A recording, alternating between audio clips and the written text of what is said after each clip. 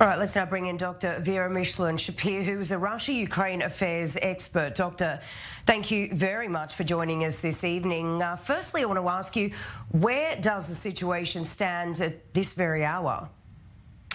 Well, we're seeing more and more signs today we saw more and more signs about how grave and serious the situation is, both in terms of signals and signs from the US and from Russia that this is heading towards a conflict. I mean, we know that Russia amassed both soldiers and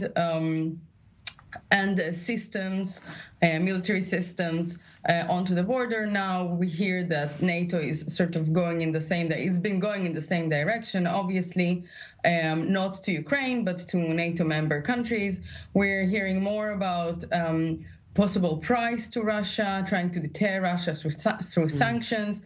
And we're hearing more kind of concrete signals of evacuation of families of diplomats from Ukraine by the US. By the way, we heard reports that Russia did not confirm that the Russians already evacuated the family of their diplomats from Ukraine. So these are all signals that just reinforce what we've been hearing in the last couple of weeks, already months by now, that the situation is extremely dangerous, extremely tense, and that is in all likelihood heading towards a conflict unless something changes dramatically. So, with regards to these sanctions that you just mentioned, Russia is used to operating under sanctions. So does this threat, really have an impact at all? Yeah, so the problem is, as you mentioned, indeed, Russia sort of adjusted to sanctions since 2014. So what seemed like what seemed back in the day as sort of a heavy price for the Kremlin to pay. So the Kremlin paid that price, and kind of both the Russian elite, the Kremlin, and the Russian people kind of adjusted to this reality. It's an unpleasant one, but it's still a reality. And there is nothing to suggest that what is happening now is going to sort of shift the calculus by Putin. I myself am also sort of, more broadly, I'm not sure that there are any economic sanctions that at this current situation, again, at this tense current situation where the troops are on the border, we have to understand that the troops are there. As the White House spokesperson said, Russia can open this attack at any point because it has the capabilities and the motivation. So now, to deter Russia from doing that, something major has to happen, sort of in that would shift the calculation within the Kremlin. So what would that major thing be? What needs to happen to bring all of this back from the brink?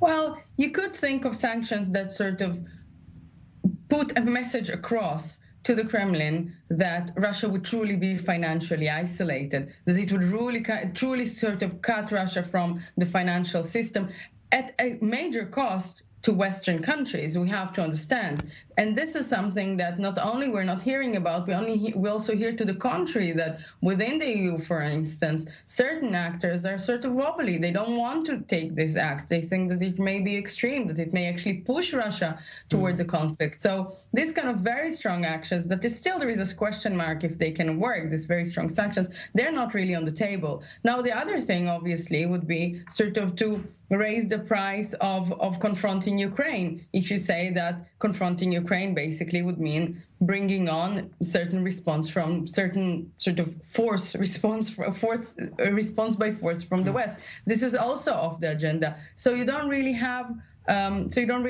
these tools. These tools are not really available for Western partners.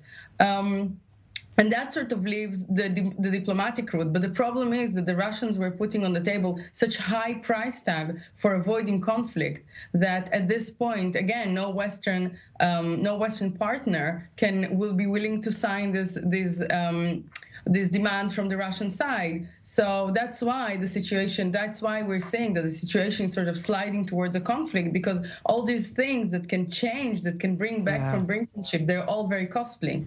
Yeah, it's certainly looking very, very messy. Dr. Vera Michlin-Shapir, we really appreciate you coming on to chat. Thank you very much. Thank you.